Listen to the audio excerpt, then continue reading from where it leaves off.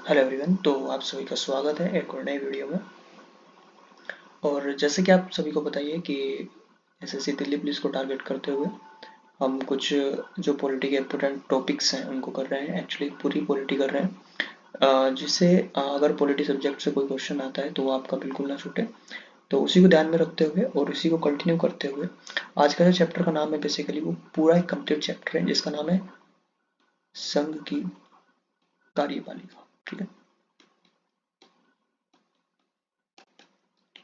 और भारतीय संविधान में बेसिकली अनुच्छेद 52 से अनुच्छेद 78 तक इसका विवरण दिया गया है। तो 78 तक इसका विवरण जो दिया गया है उसके अंतर्गत हम बेसिकली आज का जो चैप्टर है उसको हम पढ़ेंगे प्रेसिडेंट, यानी कि राष्ट्रपति के बारे में जितने भी इम्पोर्टेंट क्वेश्चन बन सकते हैं उन सभी पर चर्चा करेंगे और किस तरीके से आपको ये चैप्टर पढ़ना चाहिए और क्या क्या इम्पोर्टेंट क्वेश्चन यहाँ से आएंगे उन सभी पर भी हम आज बात करने वाले हैं। तो सबसे पहले मतलब समझ लेते हैं कार्यपालिका होती क्या है। तो एक वर्ड होता है विधायिका, और विधायिका के संबंध में आप देखेंगे कि विधायिका वो संस्था होती है जो कानून बनाती है और कार्यपालिका वो संस्था होती है जो उन कानूनों के अनुसार शासन को चलाने का कार्य करती है। उसको क्या बोलते हैं? कार्यपालिका। इसके अंतर्गत president, vice president, prime minister, ये सब कुछ आते हैं। इनको ये बेसिकली संघ की कार्यपालिका के अंतर्गत ही आते हैं, लाई करते हैं। ठीक है। तो सबसे पहले बात करें कि प्रेसिडेंट का जो पद है वो कहाँ से लिया गया है। तो ब्रिटेन के संविधान से जो है वो प्रेसिडेंट का पद लिया गया है। ठीक है। और इसके बारे में जो भारतीय संविधान में जानकारी हमें देखने को मिलती है वो मिलती है अनुच्छेद 52 से स्टार्ट हो जाती है और 78 तक इसकी जानकारी है। बेसिकली उन सही पर बात करेंगे। ठीक है। तो आइए बिना किसी तरीके से वीडियो को शुरू कर लेते हैं। So next slide, sorry next slide. तो सबसे पहले हम बात करेंगे प्रेसिडेंट ऑफ इंडिया के बारे में। ठीक है। तो प्रेसिडेंट ऑफ इंडिया की शुरुआत करते हैं। तो सबसे पहले इससे संबंध में जो सबसे इंपॉर्टेंट आर्टिकल आपको देखने को मिलेगा वो है आर्टिकल 52, जिसमें कहा गया है कि भारत का एक राष्ट्रपति होगा। ठीक है। भारत का एक राष्ट्रपति होगा। ठीक है। और फिर बात करें आर्टिकल 53 की, तो इसमें बोला गया है कि आर्टिकल 53 में कि भारत का जो राष्ट्रपति है, यही जो राष्ट्रपति है वो अपनी शक्तियां जो है, अपनी शक्तियां, विभिन्न प्रकार की शक्तियां हैं, उनका जो प्रयोग है वह अपने अपने आप से या फिर उसके जो अधीनस्थ जो कर्मचारी है उनके माध्यम से प्रयोग कर सकता है अपनी शक्तियों का। ये किसमें कहा गया है? आर्टिकल 53 में कहा ये बात कही गई है। फिर सबसे इंपॉर्टेंट जो आर्टिकल इसके संबंध में हमें देखने को मिलता है राष्ट्रपति का निर्वाचन। ठीक है।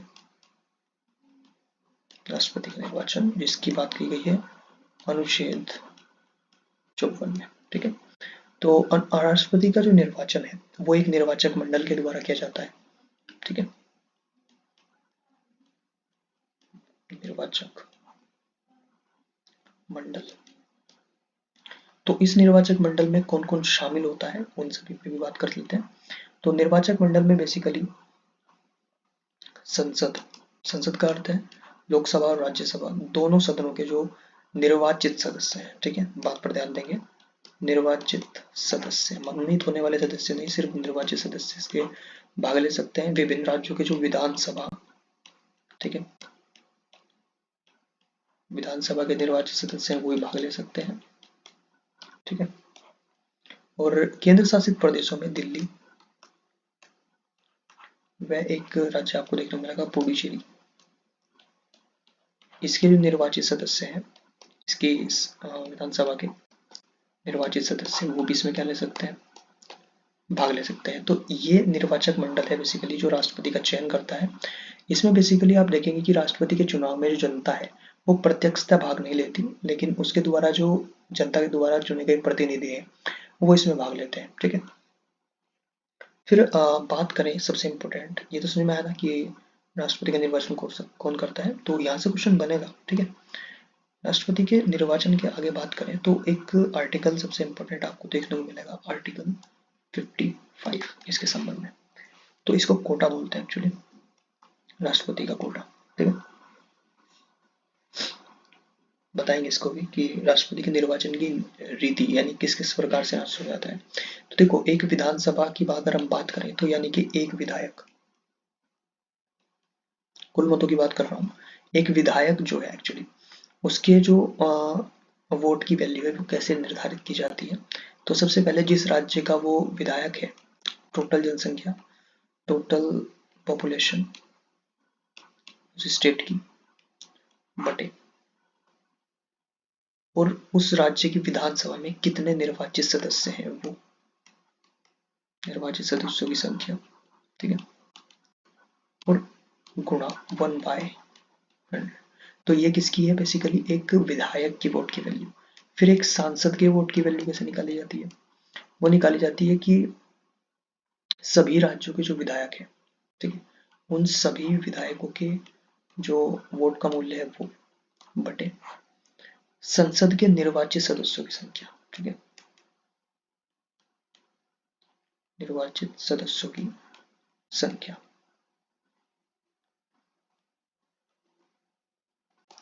ये है किसके, एक सांसद के वोट की वैल्यू। तो राष्ट्रपति का कोटा बेसिकली इसी बोलते हैं कि कुल वैध मत, कुल वैध मत बटे कुल पद, ठीक है, कितने पद हैं, और +1 ये फॉर्मूला है बेसिकली कोटा निकालने का, ठीक है। इतनी वोट किसी भी व्यक्ति को राष्ट्रपति बनने के लिए चाहिए ही चाहिए, ठीक है।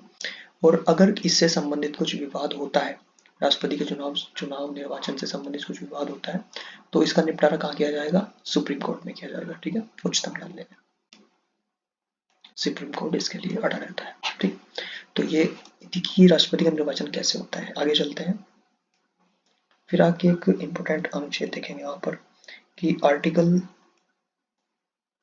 56 क्या बोलता है। तो राष्ट्रपति की पदाधिकारी के बारे में चर्चा करते हैं, ठीक है, राष्ट्रपति की पदावधि यानी कि कितने समय तक जो है वो राष्ट्रपति रह सकता है। ये किस में दिया गया है, आर्टिकल 56 में, ठीक है, 56 में, यानी कि तो सभी को पता है कि 5 साल अपने निर्वाचन से 5 वर्ष की अवधि तक ये अपने पद पर कार्य करेगा, ठीक है, ये दिया गया है। फिर बात करते हैं आर्टिकल 57 की। आर्टिकल 57 इसमें क्या दिया गया है कि पुनर्निर्वाचन, अगर एक राष्ट्रपति एक व्यक्ति दोबारा निर्वाचित होना चाहे तो इसकी कोई लिमिट नहीं है, एक से अधिक बार, जैसे कि डॉक्टर राजेंद्र प्रसाद दो बार निर्वाचित हुए, कितनी भी बार कोई भी व्यक्ति निर्वाचित हो सकता है, इसमें कोई बाउंडेशंस नहीं है। ये किसमें दिया गया है, आर्टिकल 57 में। फिर एक इम्पोर्टेंट आर्टिकल आप देखेंगे, आर्टिकल 58, ये किसके संबंध में है। तो आर्टिकल 58 बेसिकली बात करता है कि शर्तें क्या है, यानी कि पात्रता योग्यताएं क्या है। अगर कोई व्यक्ति राष्ट्रपति चुना जा रहा है तो उसके लिए पात्रता यानी शर्तें क्या है, कौन कौन सी क्वालिफिकेशंस हैं जो उसको पूरी करनी होगी। तो पहली कंडीशन पे आप रखेंगे कि वह भारत का नागरिक होना चाहिए, ठीक है, भारत का नागरिक हो।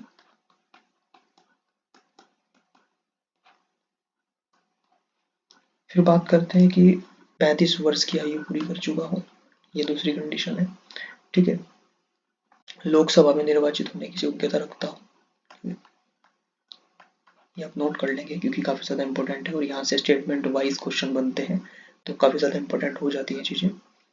और एक महत्वपूर्ण जो इसमें वो है कि लाभ के पद पर ना हो, ठीक है, लाभ के पद पर ना हो। अब बात आती है कि लाभ का पद क्या है। तो लाभ के पद की जो डेफिनेशन है वो संविधान में नहीं दी गई है, लेकिन लाभ का पद से तात्पर्य ऐसे पद से लिया जाता है जिसमें व्यक्ति की संपत्ति में वृद्धि हो या कोई आर्थिक लाभ अर्जित करता हो, ठीक है, उसे लाभ का पद बोला जाएगा, ठीक है। फिर एक इंपॉर्टेंट कंडीशन आती है कि राष्ट्रपति चुने जाने के व्यक्ति के जो पक्ष में बेसिकली 50 प्रस्तावक और 50 अनुमोदक होने चाहिए, ठीक है। ये की फैक्टर है किसी भी राष्ट्रपति को चुने जाने के लिए, ठीक है। फिर एक मोस्ट इंपोर्टेंट आती है आर्टिकल 59, ठीक है। आर्टिकल 59 क्या है, तो यहाँ पर शर्तें, क्या क्या शर्तें हैं राष्ट्रपति के लिए। तो शर्तें ये है कि अगर कोई राष्ट्रपति 2 चुनाव क्षेत्रों से जीत जाता, सॉरी 2 लाभ का पद धारण किए हुए तो उसे छोड़ना होगा अगर अब चुना जा रहा है तो, ठीक है नहीं। और फिर इसके इम्पोर्टेंट जो बात है आर्टिकल 60, बेसिकली आर्टिकल 60 काफी ज्यादा इम्पोर्टेंट ये आर्टिकल माना जाता है राष्ट्रपति के संबंध में। तो शपथ की बात करा जाता है कि राष्ट्रपति को शपथ कौन दिलाता है, तो राष्ट्रपति को शपथ भारत का मुख्य न्यायाधीश दिलाएगा, ठीक है। भारत का मुख्य न्यायाधीश, और बाय चांस अगर मुख्य न्यायाधीश अनुपस्थित है तो उसके संबंध में वरिष्ठतम न्यायाधीश जो है वो इसको शपथ दिलाएगा, इसको राष्ट्रपति को, ठीक है। शपथ जानने की आपको आवश्यकता नहीं है, ठीक है, सिर्फ इतना याद रखिए कि शपथ दिलाता है, ठीक है। फिर एक इम्पोर्टेंट आते हैं कि राष्ट्रपति पर महाभियोग चलाया जाता है अगर कि वो कुछ ऐसे कार्यों का संविधान का अतिक्रमण करते पाया जाता है तो उस पर राष्ट्रपति पर महाभियोग, ठीक है, नोट करेंगे राष्ट्रपति पर महाभियोग, महाभियोग। तो ये किस में दिया गया है, आर्टिकल 61 में। तो राष्ट्रपति महाभियोग जो है वो सदन यानी संसद के लोकसभा और राज्यसभा दोनों में से किसी एक में चलाया जा सकता है, ठीक है। लेकिन वो भी करेगा जो भी सदन यह महाभियोग चलाना चाहता है उसको अपने 2/3 बहुमत से मतदान करने वाले सदस्यों की संख्या के 2/3 बहुमत से ये प्रस्ताव पास करना होगा। उसके बाद ही जो है आगे चीजें एक्सप्लेन होगी।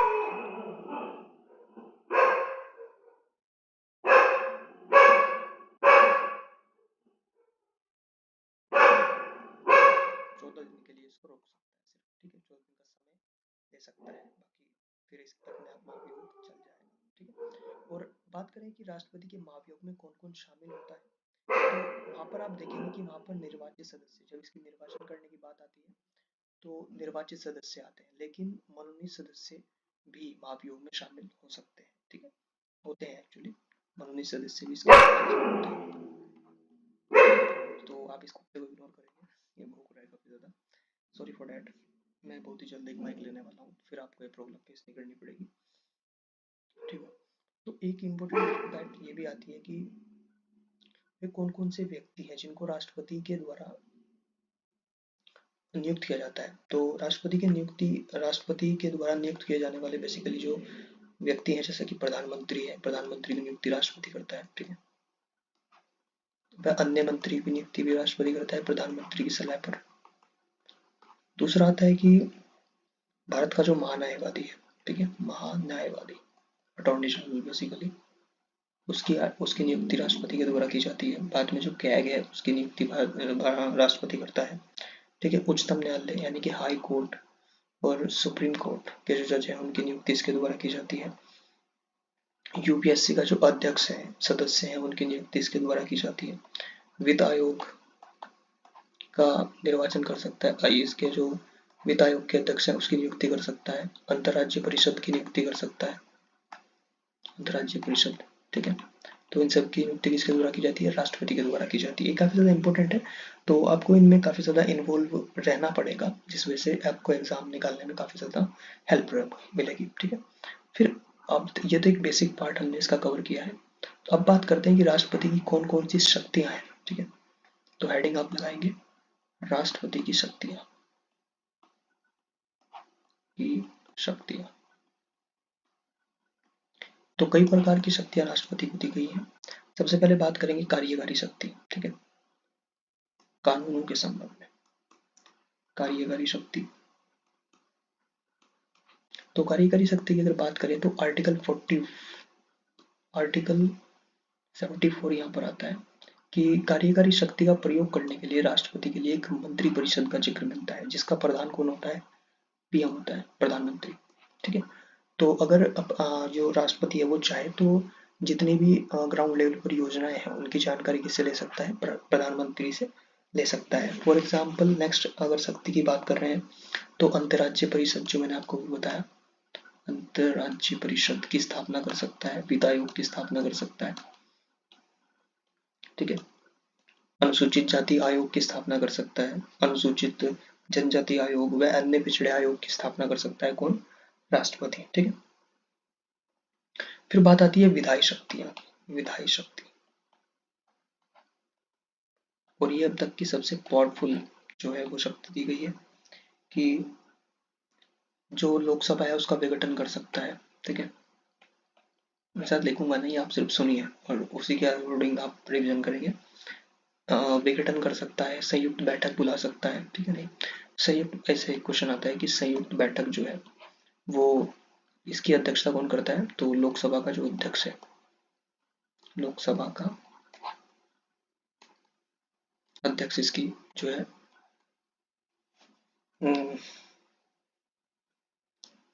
अध्यक्षता करता है किसकी? संयुक्त बैठक की। और जब भी कोई नया संसद बैठती है या नया लोकसभा चुनाव हुआ है तो उसका पहले दिन जो संबोधित करता है वो कौन करता है? राष्ट्रपति द्वारा ही की जाती है, ठीक है। तो ये कुछ और कुछ ऐसे विधेयक भी हैं जो कि राष्ट्रपति की अनुमति, ठीक है, राष्ट्रपति के अनुमति के बिना किसी भी संसद में प्रस्तुत नहीं किए जा सकते, ठीक है। जैसे धन विधेयक है, ठीक है। तो राष्ट्रपति की पूर्ण अनुमति चाहिए, उसके बाद ये किसी सदन में प्रस्तुत किया जाएगा, ठीक है। फिर आप इसकी सबसे इम्पोर्टेंट शक्ति की बात करें तो सैन्य शक्ति है,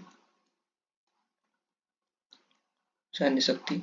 तो सैन्य शक्ति के बारे में तो भारत जो है वो राष्ट्रपति जो है वो भारत का सर्वोच्च सेनापति होता है, ये आपको पता है, ठीक है, सर्वोच्च सेनापति।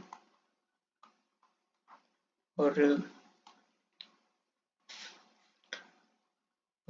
अगर कोई किसी भी युद्ध की समाप्ति की या शुरुआत की क्या कर सकता है? घोषणा कर सकता है।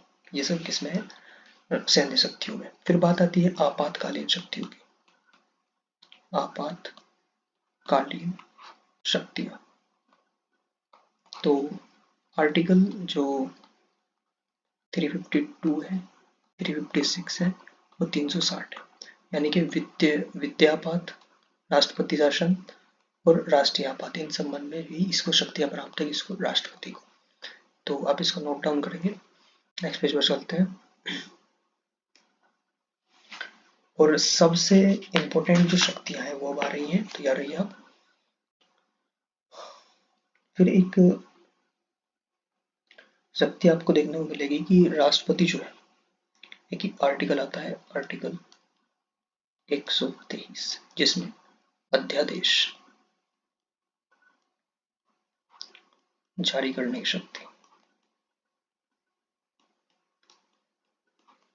शक्ति दी गई है किसको? राष्ट्रपति को। और इसमें क्या होता है कि अगर राष्ट्रपति को ये आभास होता है कि कोई संकट आने वाला है या कोई ऐसी स्थिति उत्पन्न हो गई है जिसमें कोई भी कानून कार्य नहीं कर सकता है, तो जो अध्यादेश जारी करता है राष्ट्रपति, उसकी जो वैल्यू है वो संसद के द्वारा जारी किए गए किसी भी कानून के बराबर होती है, ठीक है, अध्यादेश। और अध्यादेश की अवधि जो है वो राष्ट्रपति निर्धारित करते हैं, ठीक है। और एक इंपॉर्टेंट आप नोटिस करेंगे, और आज का सेकंड लास्ट एक्चुअली, कि राष्ट्रपति को क्षमा करने की शक्ति होती है, क्षमादान की शक्ति, आर्टिकल 72। तो 5 प्रकार की शक्तियां बेसिकली दी गई हैं कि अगर कोई व्यक्ति है उसको कुछ दंड दिया गया है तो 5 प्रकार की सजाएं माफ कर सकता है बेसिकली तरीके से। सबसे पहला आता है लघुकरण। लघुकरण में क्या होता है कि सजा की प्रकृति बदल सकता है, प्रकृति बदलना। फॉर एग्जाम्पल, अगर किसी को मृत्यु दंड दिया गया है तो उसको कठोर कारावास में चेंज कर सकता है, ठीक है। फिर बात आती है परिहार, एक तरीका है, अवधि कम कर सकता है। फॉर एग्जाम्पल, अगर किसी को 10 साल की कठोर कारावास मिली है तो उसको 5 साल की कठोर कारावास कर सकता है, ठीक है। फिर बात आती है विराम। विराम का मतलब है कि पूर्ण तरीके से क्षमा कर सकता है। फिर बात आती है प्रतिलंबन, एक है प्रतिलंबन। तो कुछ विशेष स्थितियों में सजा को कुछ समय के लिए टाल सकता है, ठीक है। और आती है क्षमा। क्षमा तो पूर्ण, बिल्कुल पूर्ण माफ कर देता है कि जाओ मुक्त किया, ठीक है। और यहाँ पर प्रतिलंबन का मतलब है कि कुछ समय के लिए रोक सकता है, और विराम का मतलब है कि सजा को कम कर सकता है, ठीक है, कुछ विशेष परिस्थितियों में विराम का मतलब ये है, ठीक है। फिर आज का लास्ट है, सबसे लास्ट, एक होती है राष्ट्रपति के पास वीटो शक्ति भी होती है, ठीक है, राष्ट्रपति के पास। और ये क्वेश्चन रिसेंट में पूछा गया था भाई, राष्ट्रपति की वीटो शक्तियां, ठीक है, वीटो शक्ति। तो इसकी बेसिकली भारत के पास 3 प्रकार की वीटो शक्तियां देखने को मिलती है। सबसे पहले आती है अतयांत्रिक वीटो। ये किस प्रकार का वीटो है? इसका जो, अगर कोई प्रस्ताव या विधेयक राष्ट्रपति के पास भेजा जाता है तो उसके जो प्रतिक्रियाएं हैं उनको ही वीटो बोलते हैं। तो 3 प्रकार की वीटो भारत के राष्ट्रपति के पास है। तो अत्यंतिक वीटो के अंतर्गत क्या होता है कि अपनी उसके अंतर्गत विधेयक को सुरक्षित रखने का, अपने पास सुरक्षित रख सकता है विधेयक को, ठीक है। फिर नेक्स्ट आती है निलंबनकारी वीटो। निलंबनकारी वीटो काफी ज्यादा इंपॉर्टेंट है। तो इस वीटो में क्या होता है एक्चुअली कि राष्ट्रपति पुनर्विचार के लिए वापस कर सकता है किसी विधेयक को, ठीक है। फिर एक लास्ट आती है पॉकेट वीटो। तो इसमें क्या करेगा कि पॉकेट वीटो में राष्ट्रपति किसी भी विधेयक को अपने पास सुरक्षित रख सकता है, ठीक है, यानी कि उस पर कोई निर्णय नहीं दे सकता, ठीक है नहीं, तो ना तो सहमति और ना ही असहमति दे सकता है, बस अपने पास ही रख के रहता है, ठीक है। फॉर एग्जाम्पल डाक संशोधन अधिनियम, उसमें किया गया था ज्ञानी जेल संघ के द्वारा, ठीक है, संशोधन अधिनियम, उसमें ऐसा किया गया था पॉकेट वीटो का इस्तेमाल, ठीक है। कौन थे? डॉक्टर ज्ञानी जेल सिंह। तो ये थी एक कंप्लीट वीडियो जिसमें आपने सीखा कि राष्ट्रपति संबंधित जितने भी फैक्ट हैं उस सभी से मैंने लगभग कवर किए हैं। तो आप इस वीडियो में अपने दोस्तों में जरूर शेयर कीजिएगा और इस वीडियो का भरपूर लाभ लीजिए। Thank you.